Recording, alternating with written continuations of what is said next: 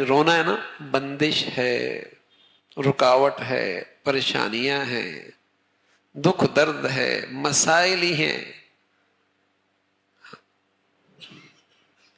اس لیے کہ آج زندگیاں ان مسنون اعمال سے خالی ہو گئی.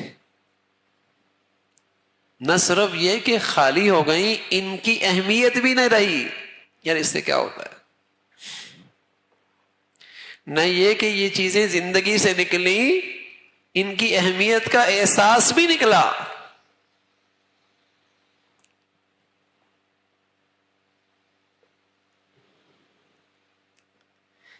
تو میرے عزیزو، ایمان بڑھیا تو اس کی زندگی میں دعاؤں کا حصہ بڑھیا، کہ ایمان ہے کہ اللہ کے سوا کوئی کچھ نہیں کر سکتا. عزت کے فیصلے ہوں، ذلت کے فیصلے ہوں، اللہ کے ہاں سے ہوتے.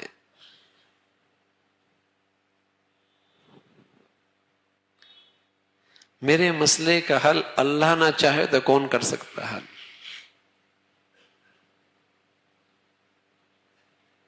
جس قدر یہ بڑھیا ایمان ہوگا تو فریاد پہلے اللہ سے ہو، ہر وقت اللہ سے مانگو. پہلے اللہ نعمتیں دے رہا ہوتا تب بھی اللہ کو یاد کرتے تو نعمتوں میں اضافہ بھی ہوتا، برکت بھی ہوتی، اور نعمتیں محفوظ بھی ہو جایا کرتی تھی.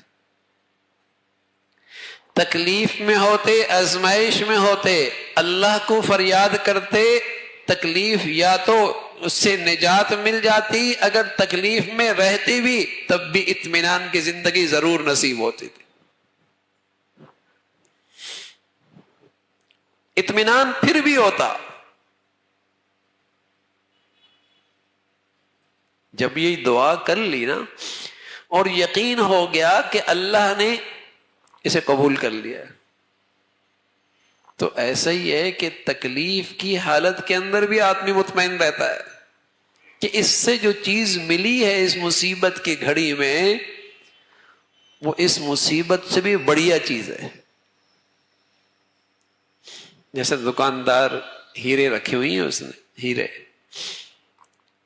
اور ایک صاحب آئے اور ہیرا لیا اور اس کے بدلے میں ڈالر دے دیے. اب ہیرا تو اب بھی اس کی دکان سے چلا گیا. دوسرا صاحب آئے، کچھ دکھا کر ہیرا اٹھا کے لے گئے، ہیرا تو یہ بھی لے کر گئے. لیکن بتائیے دونوں صورتوں میں سے کیفیت میں کتنا فرق ہوگا؟ جو دکھا کر لے گیا اور دیا کچھ نہیں، اس وقت کیا کیفیت ہوگی؟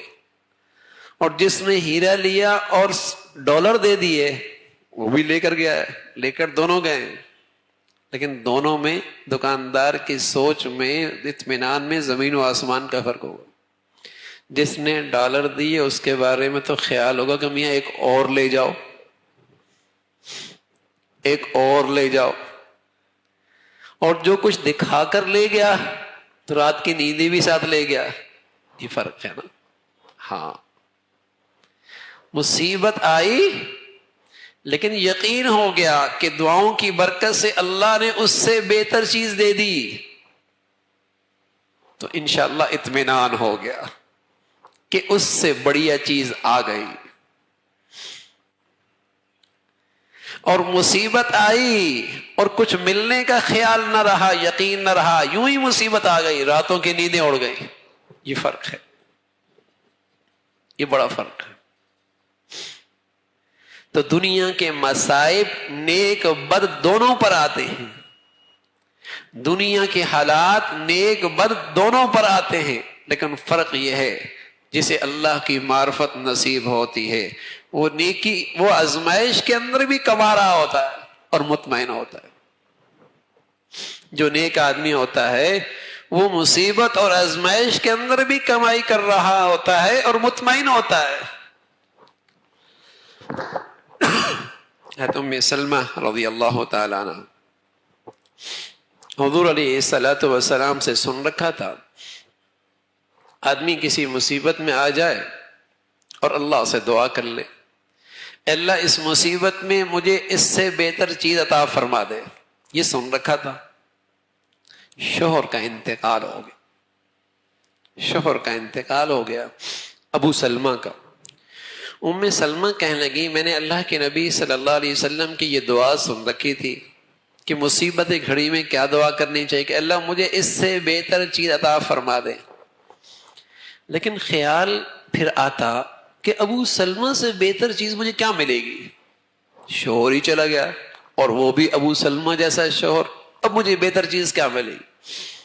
لیکن اپنے نبی کی بات پہ یقین بھی تھا، دعا مانگتی رہی. لیکن پھر وسوسہ بھی آتا ابو سلمہ سے بہتر کون ملے گا؟ فرمایا کچھ ہی دن گزرے کہ حضور علیہ الصلوۃ والسلام کی طرف سے نکاح کا پیغام آ گیا.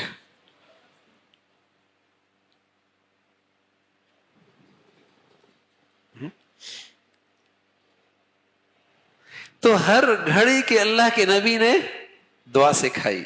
اس وقت کیا مانگنا ہے؟